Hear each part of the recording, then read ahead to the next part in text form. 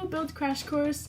In this video I'm going to be going over some actuators that you can use in your subsystems as well as on your drivetrain. So actuators are the part of a subsystem that actually transmits energy into motion, for example a motor. So the first set of motors I'm going to talk about are sims. Sims are a motor that most FIRST Robotics teams use on their drivetrain, and they are quite powerful motors. A similar motor to that is the mini sim. I actually have one here. So the mini sim is 2/3 the size of a sim motor, so the sims may be about this big. And they are slightly lighter, and they are also very reliable. There are some teams that use them for the drivetrain, but they are also used in other subsystems, such as climbers.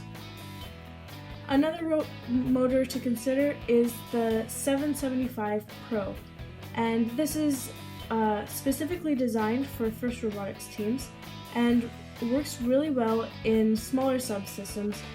Another motor is the bag motor, and this motor is a medium power motor and has very low RPM, which means it's a bit slower, but it also has high torque. So it's good for conditions where there's a lot of resistance and speed is not an objective. Servos are another motor. I have a small servo here, and most servos don't do a full rotation.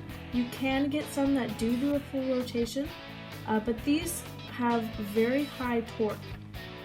They also move slowly, but they are good for precision as well, because you can get them to turn to a specific angle. In your code, you can write them to turn to exactly 100 degrees, for example. The stepper motor turns all the way around 360, and it is extremely precise, and because of the way the motor is built, you can tell it exactly how many steps to move, which gives you a very reliable rotation.